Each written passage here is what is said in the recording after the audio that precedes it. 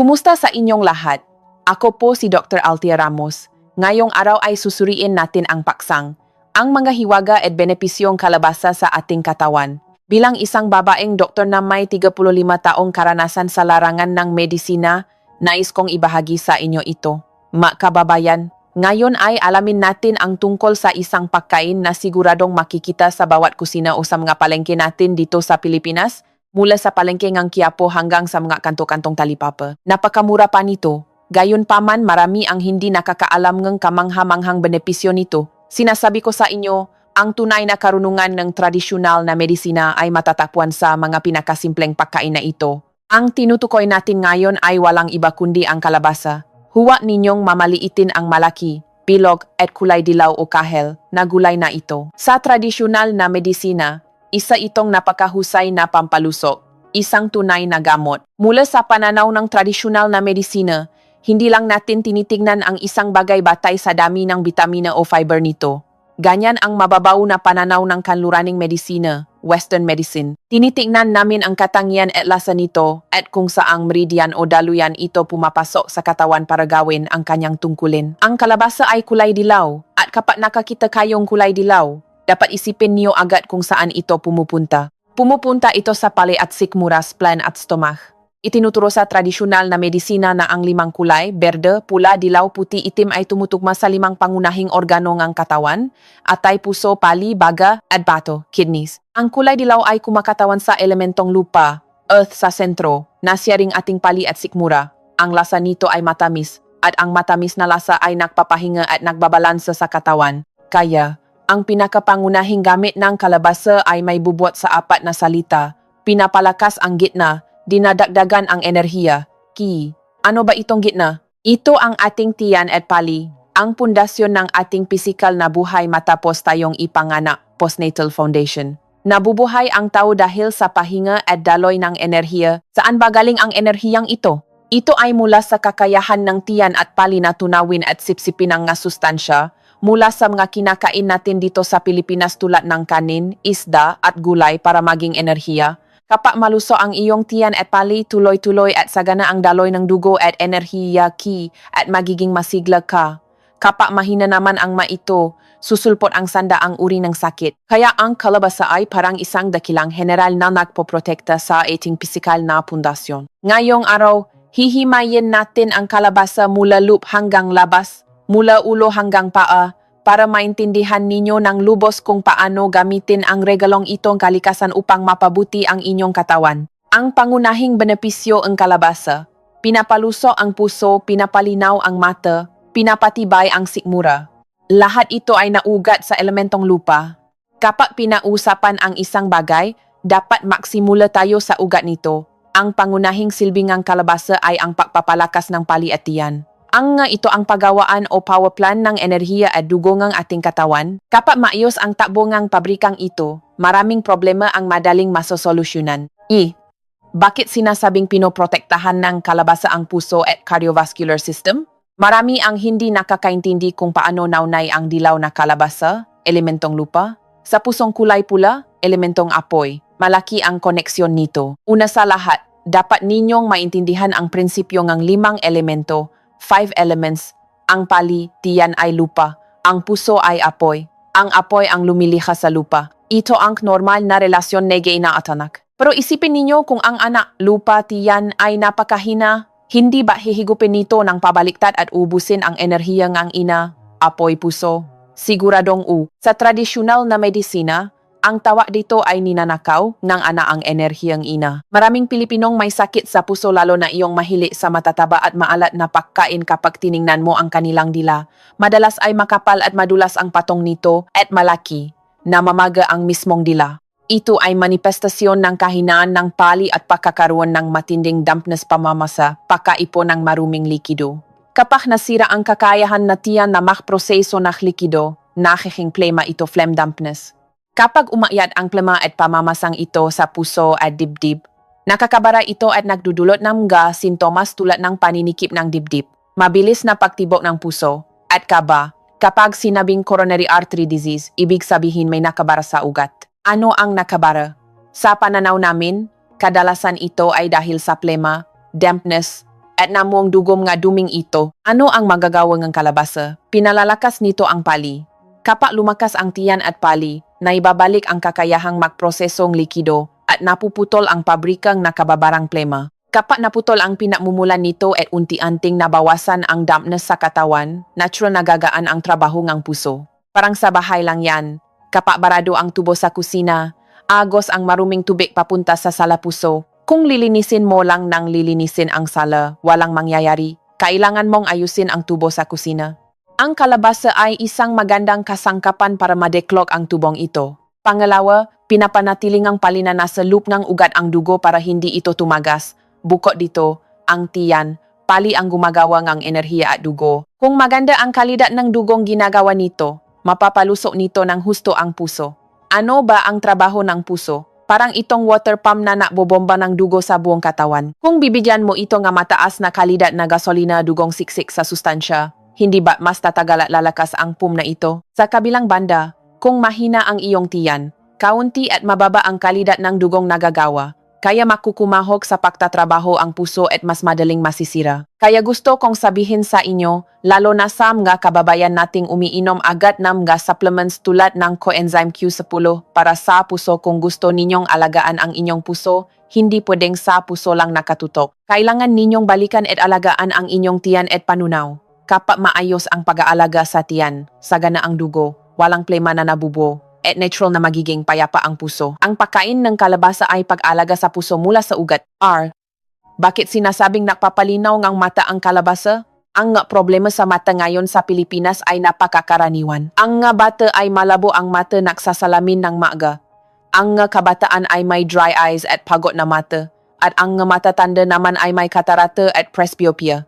Anong gagawin natin? Marami ang bumibiling eye drops o lutein. Para sa akin, iyon ay paggamot lang sa sintomas, hindi sa ugat. Paano ba tinitiknan ng tradisyonal na medisina ang mata? Ang kalusugan ng mata ay direktang konektado sa atay liver. Ang atay ang naimbak ng dugo.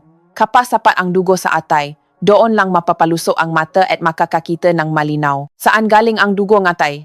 Galing din sa pali at tiyan. Ang tiyan ang pabrikang dugo. Ang ginagawa nitong dugo, ang isang bahagi ay idinidistribute sa buong katawan at ang isa ay inilalaan sa blood bank ang atay. Kung hindi maganda ang trabaho ng inyong tiyan at ang pabrika ng dugo ay malapit ng malugi, maubusan din ng laman ang blood bank sa atay. Kung kulang sa dugo ang atay, hindi mapapalusog ang mata at lilitaw ang panlalabo, pagkatuyo at night blindness. Kita ninyo? Bumabalik pa rin ang ugat sa tiyan at pali. Ang kalabasa, na kulay dilaw, ay pumapasok sa pali. Napapalakas ng tiyan para gumawa ng dugo. Kapag malakas ang pabrika, sapat ang dugo at sapat ang imbak sa atay, malinaw na makakakita ang mata. Ito ang kabuuang pananaw natin. Kapag masakit ang ulo, hindi laging ulo ang ginagamot. Kapag masakit ang pa, hindi laging pa. Sa problema sa mata, dapat tayong maksimula sa pagpapalakas ng tiyan at paalaga sa atay. Kaya naman, kayong mga araw-araw na nakaharap sa computer o cellphone sa mga opisina sa Makati, BGC, o kahit sa work from home na nagiging sanhingang pagod na mata, huwag puro patak sa mata ang isipin. Sa halip, ipag-steam niyo ang inyong sarili na isang mangkok na kalabasa o magluto na arroz jaldo o lugaw na may kalabasa. Ipagpatuloy ninyo itong ilang panahon at makikita ninyo ang ginhawa sa inyong mata dahil naayos ninyo ang supply chain ng inyong katawan. Bakit sinasabing ang kalabasa ay nakakapagaling ng tiyan at bituka? Ito ang pinakamadaling intindihin dahil direkta itong pumapasok sa meridian ng tiyan. Ang kalabasa ay warm at matamis.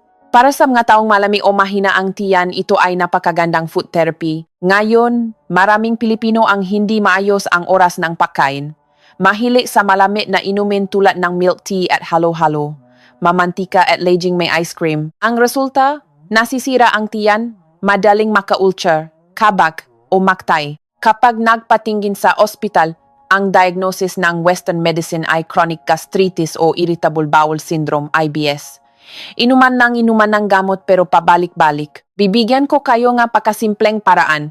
Mag-steam, halabos ng kalabasa at kainin. Sa loob ng kalabasa, may sangkap na tinatawag sa siyensya na pectin. Wala tayong pakialam kung anuman ang pangalan nito, ang mahalaga pakinain mo ito, gumagawa ito ng parang pelikula o proteksyon sa mismong lining ng tiyan mo. Parang napintura ka ng protective layer sa dingding ng tiyan mo para hindi ito masaktan sa matitigas na pagkain at asido ng tiyan. Para sa mga may ulcer, napakagandang panlunas nito. Bukod pa rito, kapag niluto ang kalabasa, napakalambot nito at madaling tunawin, hindi ito pabigat sa tiyan para sa mga kababangon lang sa sakit tulad ng trangkaso o dengue, mga matatanda o mga bata na mahina pa ang panunaw. Ang kalabasa ang pinakamagandang pampakondisyon. Nakbibigay itong enerhiya kaya pakiramdam mo masigla kapag katapos kumain habang tahimik nitong kinukumpuni ang nasira mong bituka.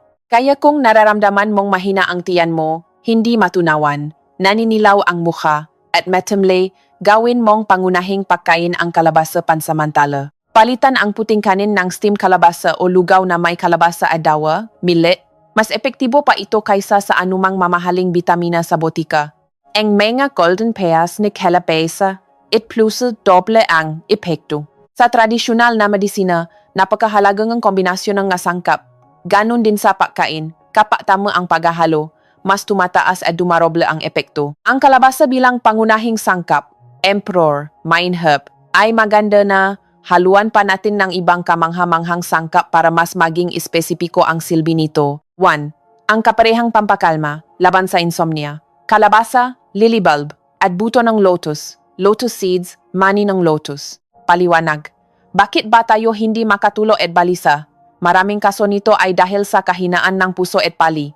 Hindi nakakagawan ng sapat na dugo ang pali, kaya nakukulang sa dugo ang puso. Kapag kulang ang dugo sa puso, hindi napapaluso ang isipan, parang lampara na kulang sa langis kurap ng kurap at hindi matatag. Makakaramdam ang tao ng kaba, pagiging makalimutin, maraming panaginip, at mababaw ang tulo. Ang kalabasa ay para gumawa ng dugo mula sa ugat. Ang lily bulb na kulay puti ay pumapasok sa meridian nga baga, medyo malamig ang nature, kaya nitong palamigin ang apoy sa puso at pakalmahin ang isip, lalo na sa mga hindi makatulog dahil sa labis na stress, hot-headed o irritable. Ang butong lotus ay matamis at balanse. Napapalakas ang tiyan, pumipigil sa pagtatay, at pinapalakas ang bato. Ang pinakamahalaga, pinapakalma nito ang puso. Kahit mapay ang gitna, korang butong lotus, napakalakas nitong magtanggal ng init sa puso. Rekomendadong recipe, sabawng kalabasa, lily bulb, at lotus seeds.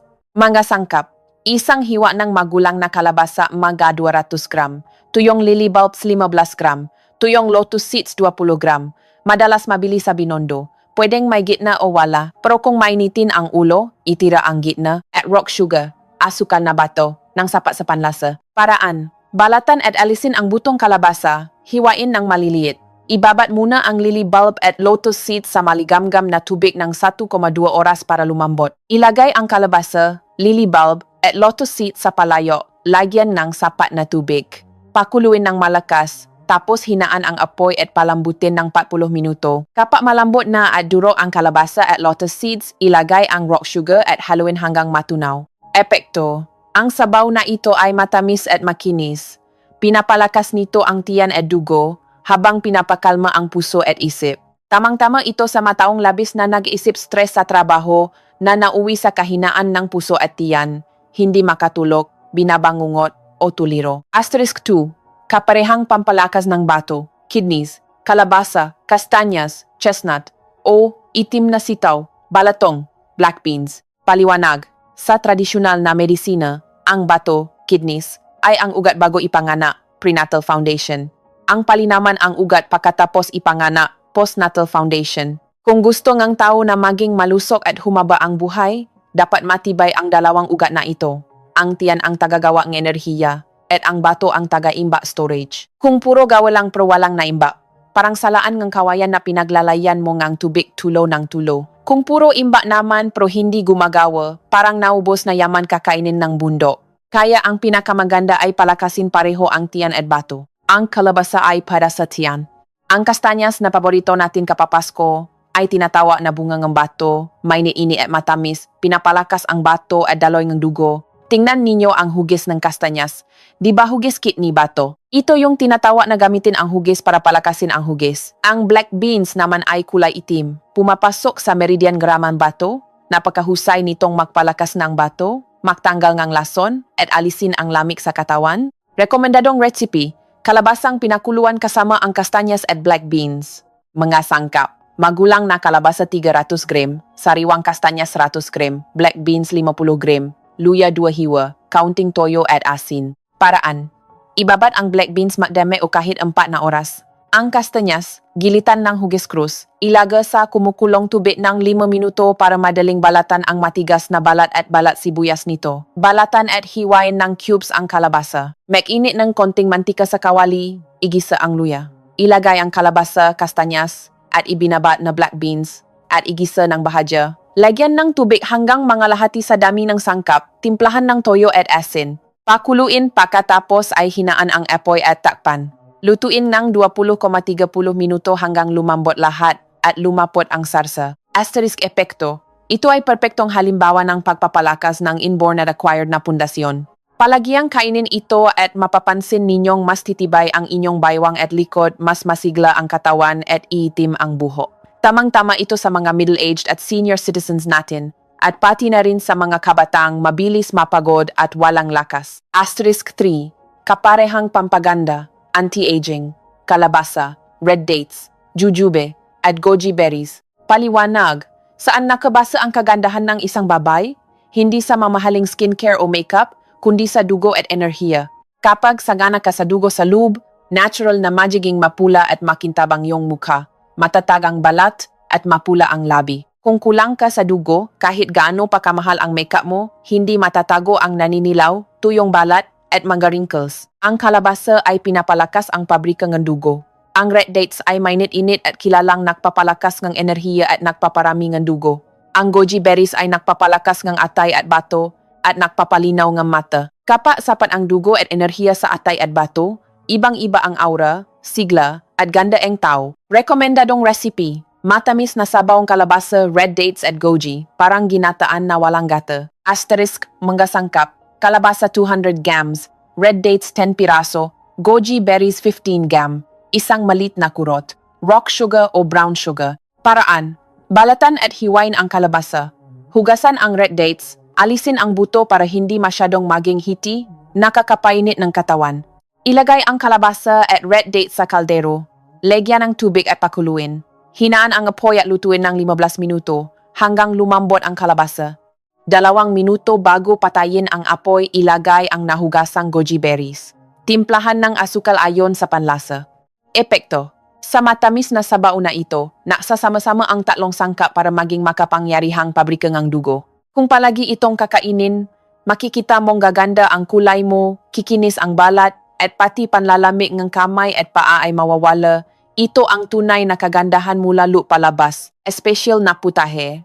Kalabasang pinalamanan ng Chinese yam. Matapos nating pag-usapan ang gapares, tuturuan ko naman kayo ng isang putaheng masarap, nakakagamot, at pwedeng-pwedeng ihanda ng bongga sa mga handaan natin. Ang putahang ito ay pinaksasama ang kakayahan ng kalabasa na palakasin ang tiyan at nam Chinese yam huaishan. Napaka-mild nito at pwedeng-pwede sa buong pamilya, bata man o matanda. Ang kalabasa ang bida, nagpapalakas ng gitna. Ang Chinese yam ay isang napakahusay na halamang gamot. Kulay puti at pumapasok sa baga, matamis at pumapasok sa pali. Ang madulas nitong katas ay nagpapalakas ng bato. Napapalakas nito ang tatlong organo pali, baga, bato nang hindi nagiging pabigat sa tiyan. Kapag pinaksama sila na kalabasa, inalakan nila ng husto ang tiyan at ang bato. Mga sangkap, isang buong maliit na kalabasa mga 500 gram, bilugan na pwedeng tumayo. Para sa palaman, sariwang Chinese yam, 150 gram, 3,4 pirasong tuyong shiitake mushrooms, isang kurot ng goji berries, 50 gram laman ng mano o baboy. Para sa mga vegetarian, pwedeng palitan ng tokwa o alisin na lang, isang hiwang luya, pampalasa, asin, toyo, cooking wine, mantika. Paghahanda ng kalabasa, hugasan ang kalabasa.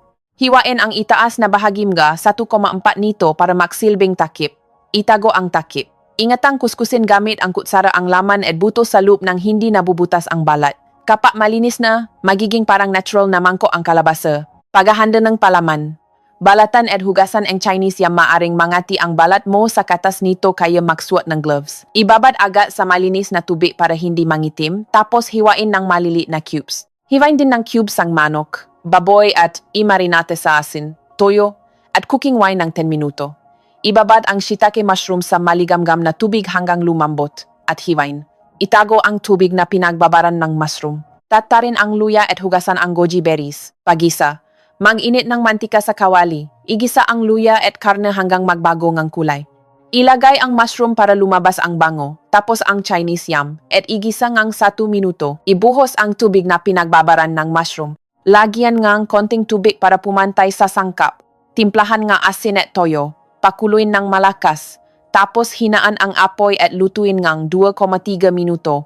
Huwag hayaang matuyo ang sarsa. Pagpapalaman at pag-steam. Ilipat ang ginisang palaman kasama ang sarsa sa loop ng kalabasa hanggang sa 80,90% na puno. Ibudbot ang khoy berries sa ibabaw at takpan ng hiniwang takip ng kalabasa. Ilagay sa malalim na plato para hindi tumapon ang sabaw at ilagay sa steamer. Kapag kumukulo na ang tubig sa steamer, ay steam ito gamit ang medium heat ng 30 to 40 minuto. Depende sa laki ng kalabasa. Tusukin ngang chopstick. Kapag bumaon na ng madali sa laman ng kalabasa, luto na iyon. Presentasyon. Kapag luto na, maingat na ilabas mula sa steamer. Pagbukas mong ng takip, amoy na amoy mo ang bango. Pagkain mo, pwede mong sandukin pati yung mismong laman ng kalabasa sa loop. Ang sarsa at linamnam na gayam at karne ay nasipsip na naga kalabasa. Lasang panalo at siksik sa sustansya. Epekto.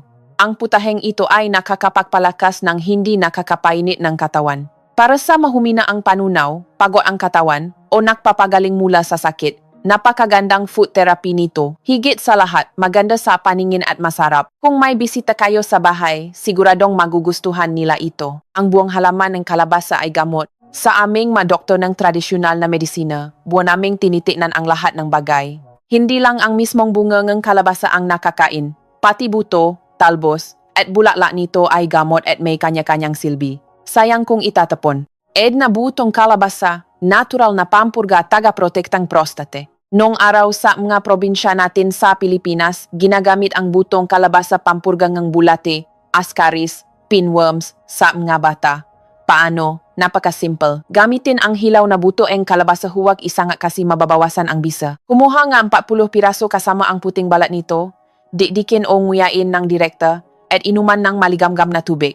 Kainin ito habang walang laman ang tiyan para mas epektibo. Pagkalipas ng 2,3 oras, uminom ng mild na pampurga gaya ng tubig na may asin para may labas ang bulate. Paano ito nakakapurga? Ayon sa Western medicine, may amino acid do ito. Pero sa tradisyonal na pananaw, napaparalisa nito ang katawan ng bulate kaya hindi na ito makakapit sa bituka mo at madali nang ilabas ng katawan. Ligtas ito at hindi nakakasira ng katawan, hindi tulad ng matatapang na kemikal na gamot. Bukod sa pampurga, napakahalaga ng butong kalabasa sa prostate ng mga kalalakihan. Ang nga problema sa prostate ay kadalasang dahil sa kahinaan ng bato at naipong demhit o namuong dugo. Ang puting butong kalabasa ay tumutulong mapabuti ang daloy na ihi. Para sa hirap umihi o madalas na pag-ihi, malaking tulong ito. Kaya sa mga tatay at lolo, ang pangnguyangang isang dakot ng hilaw na butong ng kalabasa araw-araw ay napakagandang proteksyon sa inyong prostate. 2. Talbos ng kalabasa. Pangtanggal ng init at nagpapaayos ng tiyan. Ang talbos ng kalabasa na madalas nating isahok sa dinengdeng o igisa ay hindi lang ordinaryong gulay. Malami ang nature nito, matamis na may pagkapait, at nakatanggal ng init sa sikmura. Para sa ubong sanhingang init sa baga o masakit ang lalamunan, dikdikin ang sariwang talbos, kunin ang katas, lagyan ng pulo honey, at inumin ng dahan-dahan. Epektibo ito, o kaya ilaga ito bilang tsaa para humupa ang ubo o hika. Para sa mga nananakit ang sikmura dahil sahi, parang nasusunog ang tiyan, pakuluan ang talbos at inumin ang sabaw para palamigin ang tiyan at alisin ang sakit. Pati sa pananakit ng kasukasuan o high blood pressure, nakakatulong itong palamigin ang sistema. 3 bulaklak ng kalabasa. Tinatanggal ang labis na damp heat at namamagang parte. Ang bulaklak ng kalabasa ay sikat na isaho sa pinakbet. Bukod sa masarap, napakataas ng halagang medikal nito.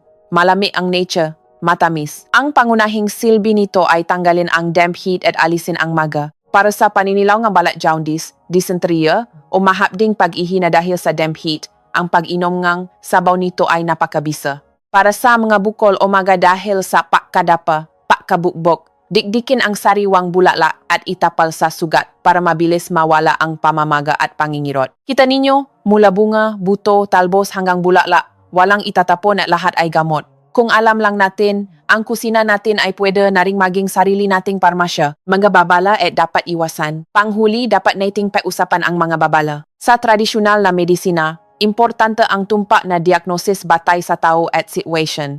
Maganda man ang kalabasa, hindi lahat ay babagay dito at hindi ito pwedeng kainin ng walang limitasyon.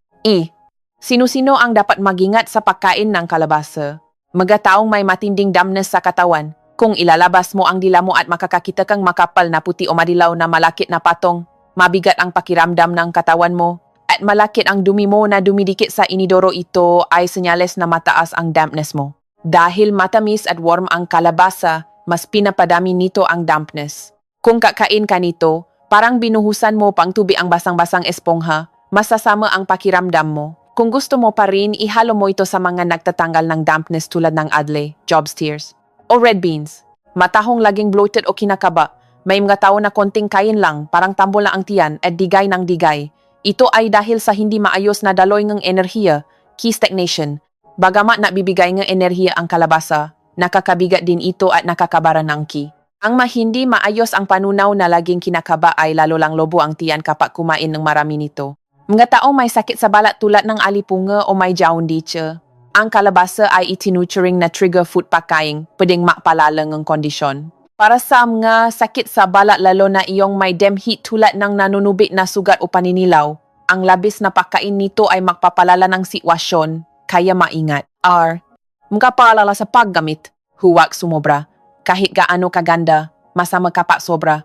Kapag sumobra sa kalabasa, ang beta-carotene ay hindi agad mapoproseso ng katawan at maipon sa balat na magpapanilaw nito, lalo na sa palat at talampakan.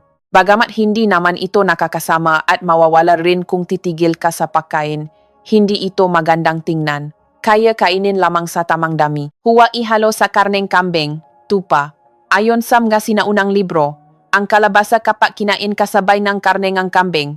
Halimbawa, kakain ka ng kalderetang kambing tapos kalabasa, ay nakakagawa ng matinding hangin at nakakakaba. Pareho kasing heat-inducing o nakakapainit ng katawan ang kambing at kalabasa. Kapag nagsama, madaling magbara ang enerhiya na mauwi sa matinding kaba, bloating, at pagkadismaya ng tiyan. Hanggang dito na lamang muna ang usapan natin tungkol sa kalabasa. Mga kababayan, tandaan ninyo, ang totoong pagpapanatili ng kalusugan ay hindi nakukuha sa paghahabol at pagbili ng mabanyaga at mamahaling supplements na hindi niyo naman naiintindihan. Ang tunay na karunungan sa kalusugan ay nakatago sa mga pang-araw-araw nating pagkain sa paligid natin. Ang isang simpleng kalabasa, kung may intindihan mo ang kalikasan nito at alam mo itong ihalo, ay magiging matibay mong kakampi sa pangangalaga ng kalusugan ng buong pamilya. Alagaan ninyo ang inyong tiyan at pali ang inyong pisikal na pundasyon. Kapag maayos ito, sagana ang inyong dugot enerhiya at mapapaluso ang inyong puso, atay, baga, at bato, at natural na lalakas ang inyong katawan. Ang kalabasa ay isa sa pinakasimple, pinakamura, at pinaka-epektibong paraan para gawin ito. Sana, pagkatapos ninyong mabasa o marinig ito, ay simulan ninyo agad. Pauwi sa inyong matahanan, makluto kayong mainit na lugaw na may kalabasa o yung espesyal na kalabasang pinalamanan ng Chinese. Yan para sa inyong sarili at pamilya upang pumasok ang dalisay na enerhiyang kalikasan sa inyong makatawan. Ito ang sinasabi namin sa tradisyonal na medisina na pinakamataas na uri ng panggagamot. Pinipigilan ng isang magaling na doktor ang sakit bago pa man ito lumabas. Maraming salamat po.